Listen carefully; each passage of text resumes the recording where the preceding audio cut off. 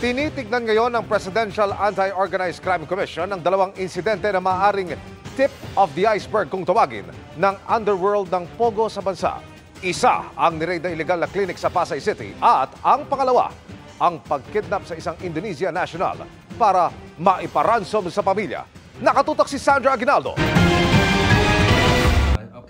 Nagpakita ng mga galos at pasa sa likuran, tagiliran at mga binti ang Indonesian national na ito habang kausap ng Presidential Anti-Organized Crime Commission o PAOK.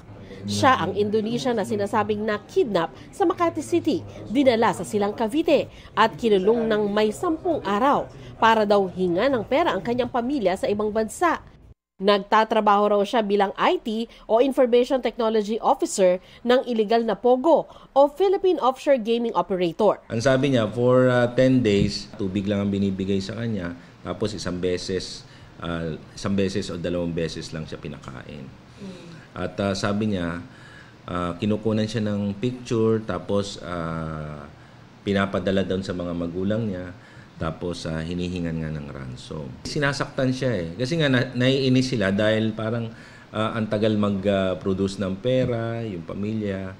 Nakakuha raw ng pagkakataong makatakas ang Pogo worker nang malasing ang mga bumihag sa kanya. Nagtatakbo hanggang makarating sa isang simbahan at mapuntahan doon ng Silang PNP. IT ito medyo ang level niya mataas. Kung sa online business ang pinag-uusapan, mataas yung level niya.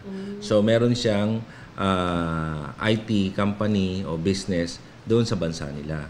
So may pinagkwentuhan siya. Tapos sabi niya, ang pinagdududahan niya, yung pinagkwentuhan niya.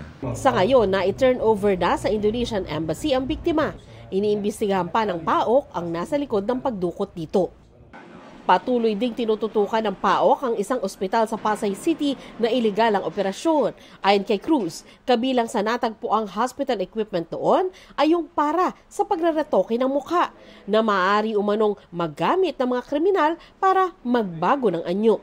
Kung ikaw ay kriminal, walang record talaga Magagamot ka nang hindi ka na i-report sa police station. Yun kasi yung yung mga sa investigation vital yun yung itsura mo, yung dentures mo, tapos yung buhok mo, pwedeng mabago yung itsura mo And then you can now assume another identity. Dalawang magkahiwalay na kaso ito na ayon sa PAOK ay maikokonekta sa nakababahalang underworld ng Pogo sa bansa. Para sa GMA Integrated News, Sandra Aguinaldo, Nakatutok, 24 Oras.